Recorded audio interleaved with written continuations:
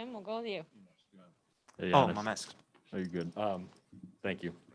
I guess we'll just start with the day. You've talked so much about staying in the moment, staying focused and present. How difficult was that to start your day with your brother and to kind of learn his situation and that type of thing before a finals game? It was extremely difficult because I know how bad he wanted to be here and to help the team, be around the team and cheer for the team and give the energy that he always gives to everybody, because everybody feels his energy, but at the end of the day we got to do our job. We got to come out here and try to play good basketball, try to win the game, and as much as it hurts, like everybody that he's not here, and me even more, but like still got to do our job. Still we know that he's supporting us. He was sending me messages personally, so we were able to do our job even though he was not here to give that energy he gives all the time from the bench. Well, speaking of the bench, to open the second quarter, what was your vantage point? What did you see from your teammates as they started that run? And then even when Bud, there was the timeout in there, Bud kind of decided to roll with it and have you still kind of sit there. Yeah, great momentum. We were able to keep our composure. We were making shots. We were getting downhill. We were defending. We're down 16. And that's what our team is about.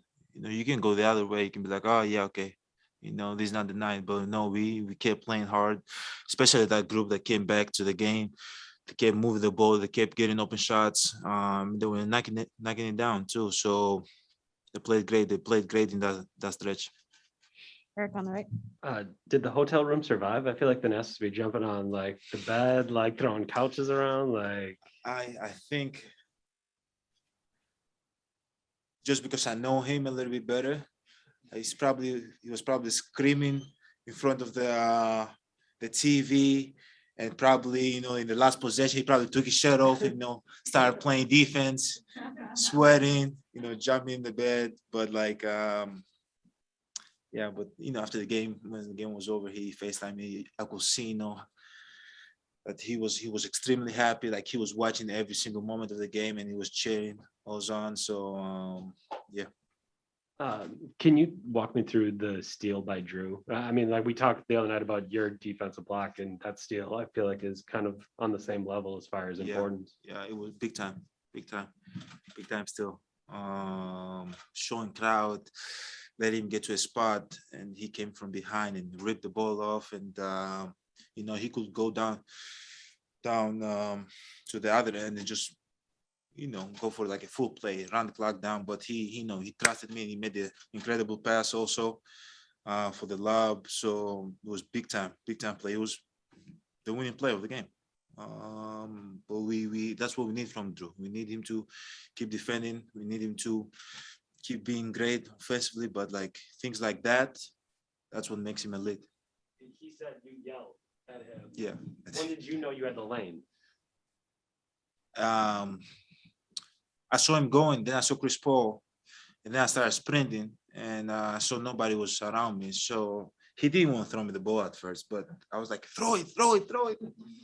And then he threw it, he trusted me, and after the game, I was like, thank you for trusting me, because it could go anyway. He could throw it and, make a wrong pass. And that's going to be on him because the point guard, whenever, coach is going to say you're supposed to keep the ball, but he trusted me.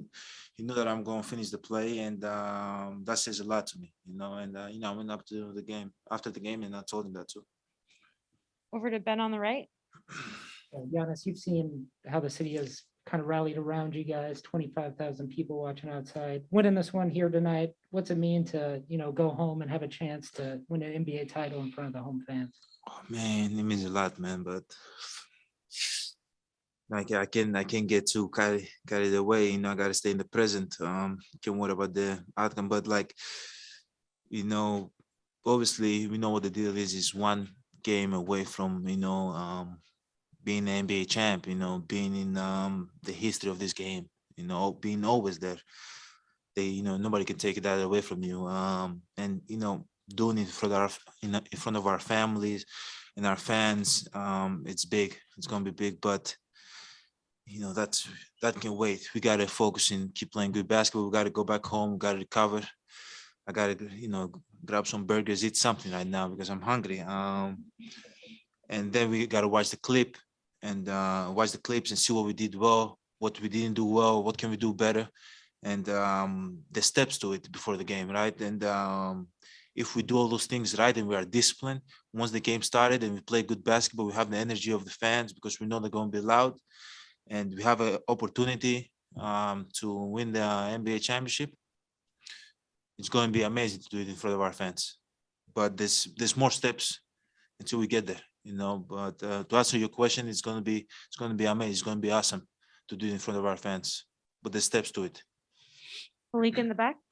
I have two for you, Giannis. The mental discipline that you're talking about of not focusing on the outcome, something that you've talked about, that you've worked on to kind of refocus and not necessarily be as outcome oriented. How much of a test is that now, one win away, for that process for you?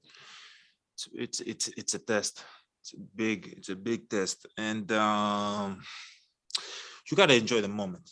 Okay, we have to enjoy the moment. Like winning a game on the road, we have to enjoy the moment. But the job is not done. We have to all realize that, and we got to stay in the present. It doesn't mean we're gonna go back home and win Game 6. Probably Phoenix start the same thing. They're gonna come back home and win Game 5. Come to Milwaukee, try to win again. But we gotta stay humble. We gotta be in the present. We gotta stay humble as much as possible. I feel like when this team is humble, this team is very, very dangerous. And I think we play at our best when we are humble. So we got the steps to it, as I said. And when the game starts, we gotta take a possession at a time.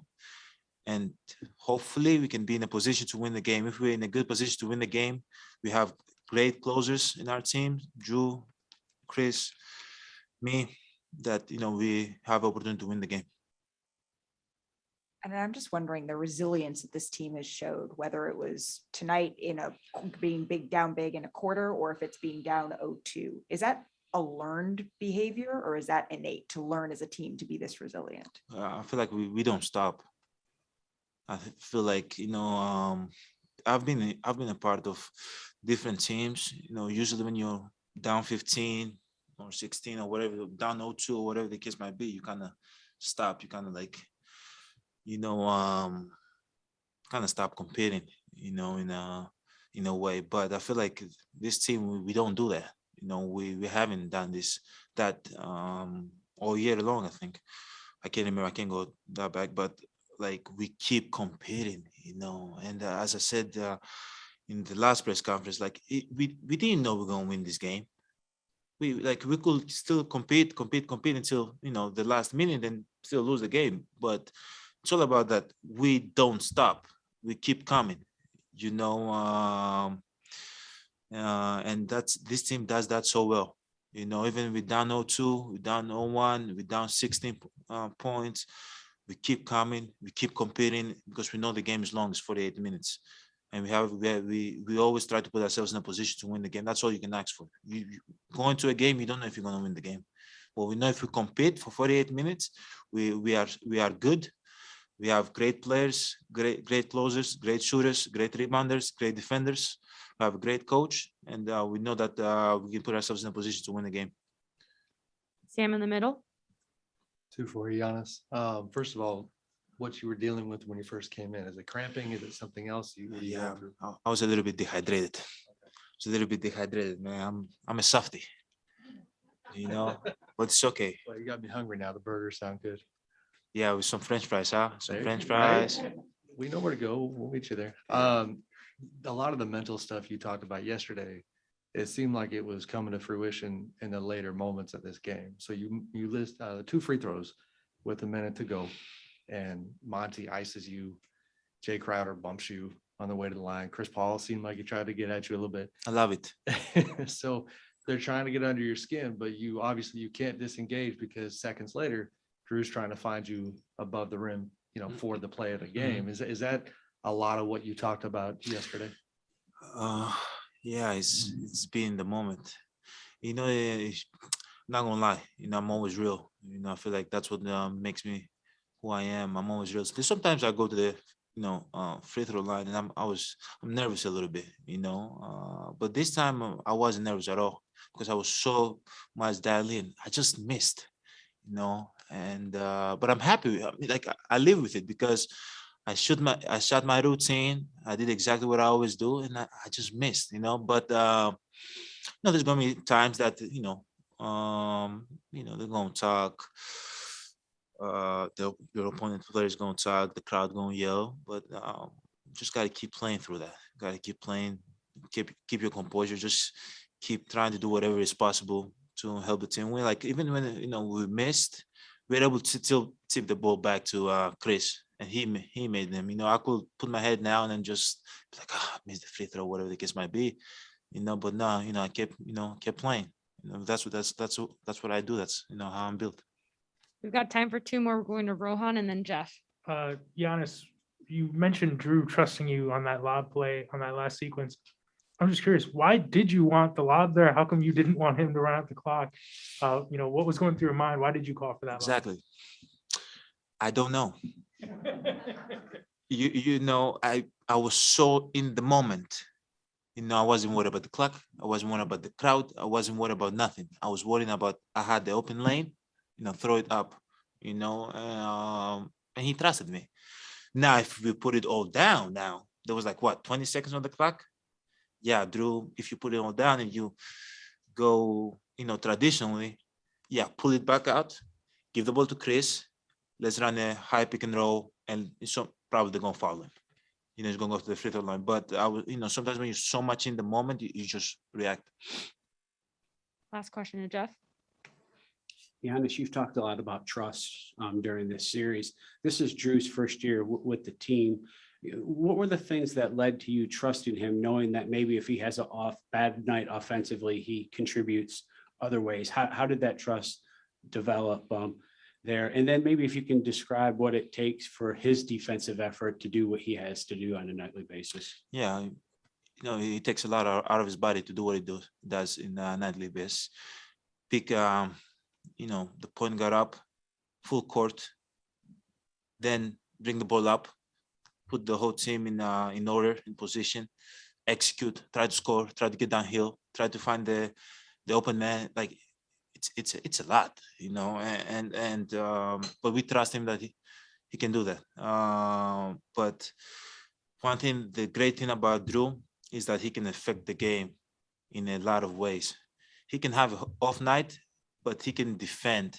Like game 4, he didn't have his best offensive night, but he was so good defensively. He got the steal at the end from Chris Paul, I think so, and he got the steal today too. He can affect the game in so many ways.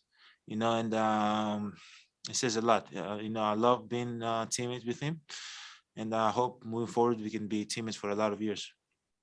Thanks, Giannis. Thank you guys. Sorry for waiting, guys. Sorry.